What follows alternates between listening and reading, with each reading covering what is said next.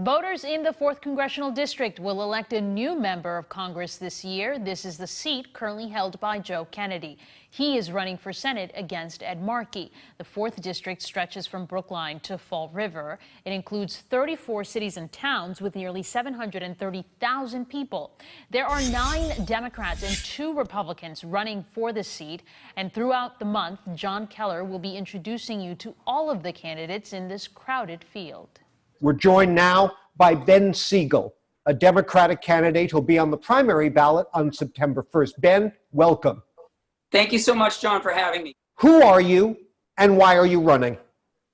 That's the most important question. Look, I jumped into this race because I was sick and tired of seeing the divisions in our country, tired of seeing us being divided by race and income and abilities and who we love and where we're from, and tired of seeing the gap widen from those who have and have not. I was the 7th candidate in this race, and I didn't see any of the other candidates talking about how do we all come together as one community, because we are so much stronger when we are united than when we are divided. That's the entire theme of our campaign, John. We, the 4th, all 34 cities and towns coming together. It's why I'm the first and only candidate who's visited all 34 cities and towns. It's why I believe that the foundation of any strong community is access to opportunities. It's what binds all of us. Access to high quality, affordable healthcare for everyone. Access to high quality, affordable education from preschool to higher education and adult education. Access to clean air and clean water, and access to affordable transportation and housing. And in order to solve all these issues, John, you need a leader who is a bridge builder, a uniter, a connector. You need a leader who doesn't just talk about diversity, equity, inclusion, but actually advances it. And you need a leader who understands the vast majority of the district and their perspectives. Let me tell you, John, why I'm that leader and why I'm that person. I'm Latino. I would be the first Latino ever elected to Congress from Massachusetts. My mom was born and raised in Puerto Rico, 7 generations. My dad, born and raised in Worcester, 3rd generation, who worked for the federal government for almost 40 years, 20 of which he worked for HUD, auditing the public housing authorities in Taunton and Fall River, amongst other cities and towns. I used to visit as a kid. I've had deep connections throughout this entire district. Cousins growing up in Sharon and Medway. My brother lives in Franklin, Taunton and Fall River with my dad. My kids went to school in Newton, and now I've been in Brookline. But I grew up in a blue-collar, middle-class family in Braintree, a town so similar and a family so similar to the majority of the district. I worked at the DCCC and the Democratic Caucus for a while after college, helping to promote a national Democratic agenda. And I worked as the private attorney for the last 15 years, working as a national director of all client and community relations, while at the same time being president of the Hispanic Bar Association of New England. I've also sat on the boards and committees of over a dozen nonprofits. I tell you that only because in order to solve the big issues of the day, you need someone who understands the nonprofit sector, the government, and the private sector and how they work together. If you're elected, what would be your first choice for a committee assignment, and what would be the first bill you'd want to offer? In terms of committee assignments, look, the 2 most powerful are Ways and Means and Appropriations. When we talk about taxing, we talk about spending, we talk about healthcare, and we talk about Social Security. It can really make a big difference for our community. The first thing I would really want to push for is paid family and medical leave.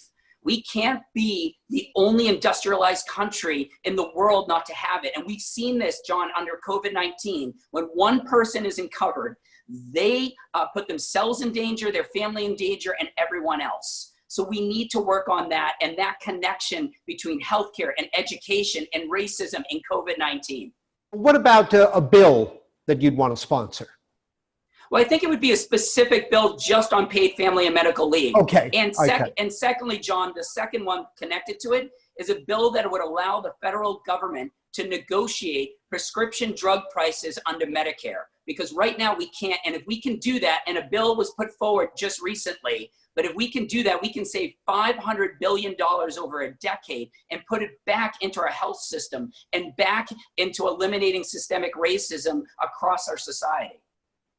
Ben, as you know, the military spending, research, military bases are a major part of the Massachusetts economy. There are many residents of the 4th Congressional District who make their living within the military and defense industries. It's been 15 years since Congress has authorized a BRAC process, base realignment and closing, to try to save money on defense spending. And there's talk that the next Congress may move to do so. If that happens and you're in Congress, would you support cuts in defense spending overall, even if they affected the livelihood of people in the 4th CD? It's such a great question, John. Look, I think we need to take a full audit look at our military. We can't do it base by base or just bases by themselves. We need to look at the entire budget because I do think we can get savings in our military spending. Are we spending on threats for the 21st century? And we know in Massachusetts, we are working on 21st century threats. So I would think that that would still stay within a budget. But if there are things in the budget that just are about making sure we have World War II vehicles still up and running that we're not using and they're not relevant, then that may be something that we need to look at to cut. But I know in Massachusetts, we're focused always on the cutting edge in life science and military and clean energy and cybersecurity. So I highly doubt that that would likely be in those first cuts. Ben, there's a lot of talk lately about, quote, defunding the police. Do you support that? Let's make sure we understand what that definition that you're using, John, and what I would use. For me, defunding is a reallocation of some of the resources. I don't believe we need police officers to make overtime pay being construction flaggers, right? I think we can reallocate those resources. I also believe that education and engagement is the antidote to mental health, to substance use disorder, to opiate crisis, and to poverty. So let's make sure that we're putting the experts on the front line in those areas, community crisis teams, social workers, and educators. Sometimes we have the police on the front lines there, and that's a reactive approach when we can be more proactive. So I think we need to look at those budgets where we can make some reallocation in those areas where the most experts should be. And we don't need to necessarily say that's 50%, 30%, 80%. Let's look at the budgets and make smart decisions around reallocation. So much of politics today involves branding in the marketing of ideas. Do you think the term defund the police was a branding blunder? Absolutely. Look, if no one understands what that is defined as, and even if you do, your definition might be different than someone else's. We need to all just say what we're saying. If we use the word defunding, define it yourself so that we're all on the same page. You can find interviews with all of the candidates on our website, cbsboston.com. Stay with CBSN Boston and WBZ TV for campaign 2020 coverage. The state primary is Tuesday, September 1st. Vote by mail applications are due by August 26.